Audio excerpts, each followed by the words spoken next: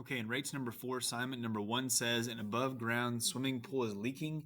After 1/2 hour, the pool has leaked 7/8 of a gallon of water.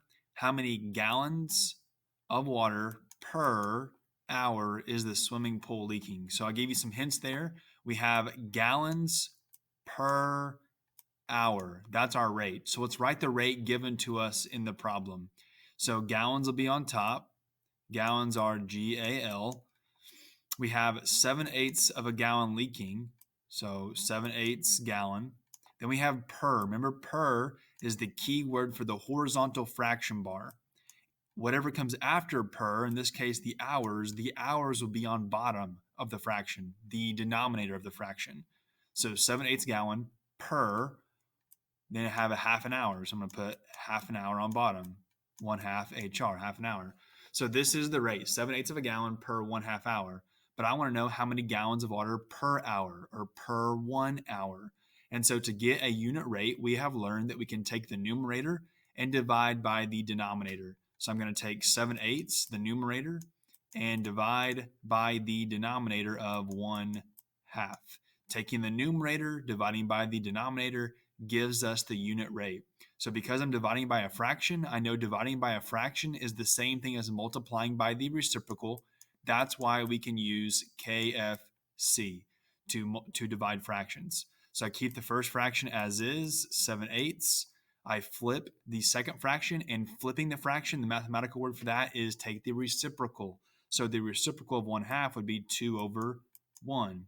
So I keep the first fraction as is. Second fraction, I flip upside down. Then I change from division to multiplication. So I put a dot in between them. Now, because I'm multiplying, I look and see, can I cross simplify? 7/1, those are already simplified. I'm not cross multiplying. This is not cross multiply. This is cross simplify. They are different. So 7/1 is already simplified. 2/8 is not simplified. I'm not multiplying 2 times 8. I am simplifying 2/8. I could say 2/8, the fraction 2/8 is 1/4. Or I could say 2 and 8 are both divisible by 2. And so I can cross simplify here by saying 2 divided by 2 is 1, and 8 divided by 2 is 4. And so there I cross simplified. 2/8 is the same thing as 1/4. Now I can multiply straight across. 7 times 1 is 7. On the bottom, 4 times 1 is 4. So I get 7/4. If I make this a mixed number, this would be what? Well, let me take the top, divide by the bottom. 4 goes into 7 once. 1 times 4 is 4. I subtract and get 3. So this is 1 3/4. And then what's my label here? This is gallons per hour. So maybe let me add text box here. I'll put next to it gallons, GAL. Then the diagonal slash, that's the per, gallons per hour. Okay, that's my final answer. 1 3/4 gallons per hour. Number 2, after 3/4 of a minute, a sloth has moved just 3/8 of a foot. What is the sloth's speed in feet per minute? So again, I'm helping you out here. I'm underlining the rate, feet per minute. So feet on top, per is the horizontal fraction bar, minutes will be on bottom. And so feet on top, how many feet? Well, 3/8 of a foot. So 3/8 of a foot per, there's the horizontal fraction bar, and then minutes on bottom. Whatever's after per is on bottom. So 3/4 of a minute, 3/4 of a minute. This is the sloth's speed. 3/8 of a foot per 3/4 minute. So if you want the unit rate or the speed in feet per minute, how are you going to get that? You take numerator, divide by the denominator. So numerator, 3/8, divided by, I'm using my understanding of this horizontal fraction bar. The horizontal fraction bar I know means division. So 3/8 divided by 3/4. Because I'm dividing by a fraction, I know I can keep, flip, and change. Keep the first fraction as is. I flip or take the reciprocal of 3/4, which would be 4/3. And then I see I change from division to multiplication. I look and see, can I cross simplify? Cross simplify. 3/3. 3/3 is 1, right? If you have some number over that exact same number, that's 1. And so I'm going to cross these 3's out and make them ones. I could also say 3 and 3 are both divisible by 3. So 3 divided by 3 is 1. 3 divided by 3 is 1. I also have 4 and 8. 4 and 8 are, yes, divisible by 2, but they're also divisible by 4. And so I could say 4 divided by 4 is 1. 8 divided by 4 is 2. Okay? Or I could have said 4/8. 4 over 8, 4/8 is 1 over 2, or 1/2. Now that I've cross simplified, I multiply the top numbers. 1 times 1 is 1, and 2 times 1 is 2. So 1/2. 1/2 what? Well, this was feet per minute. So let me add text box here. I'll put feet, FT, diagonal slash, and then minute is MIN. So this is 1/2, half a foot per minute. That is the sloth's speed in feet per minute. Okay, number 3 here, if you want the unit price of something, the price will go on top, and then whatever your units are, in this case pounds, will go on bottom. That way we have price per pound, price per pound. So it's $9.23 per 1.3 pounds. That's the rate given to me in the problem. That's what I should write down. And so how am I going to get a unit rate? How am I going to get a unit price here? Well, how did we do it in numbers 1 and 2? We took the numerator and divided by the denominator, right? That's how you get a unit rate, or in this case, a unit price, since we're talking about money. And so when we divide, we take top divided by bottom. So this would be 9.23 divided by 1.3. Okay, we know that when we divide decimals, we cannot have a decimal outside the division bracket. And so what we have to do is move the decimal one place to the right. Now, I cannot just do that on the outside number. I must also do it to the inside number as well. So I move it one place to the right. So wherever you move your decimal in the same direction and the same amount in that direction on both numbers. Let me rewrite the problem here so I can see what I have. Inside now, it's not 9.23, it's 92.3. I'm dividing that not by 1.3, but by 13. Okay, 13 goes into 92. How many times? That's what I would put here. And I would continue dividing. I'll leave this to you, but remember your decimal comes straight up into your answer. The decimal is right there in the answer.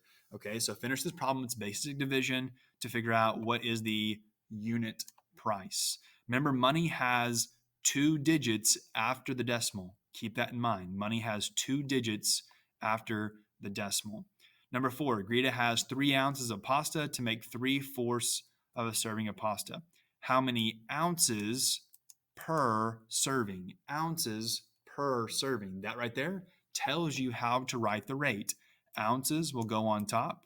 How many ounces are here? That's 3. Servings are on bottom, right? Ounces per is the fraction bar. Servings are on bottom. How many servings? 3/4 of a serving. So put 3/4 serving. So if it's 3 ounces for 3/4 of a serving, the question is how many ounces are there per serving, per 1 serving? And so I need the unit rate here. How can I get the unit rate? Like always, I take the numerator and divide by the denominator. So 3 divided by 3/4 will give you how many ounces per serving. Okay, so you can finish that one. Number 5, find the unit rate for brand A and brand B. We have these 2 brands here, so many milligrams per pickle.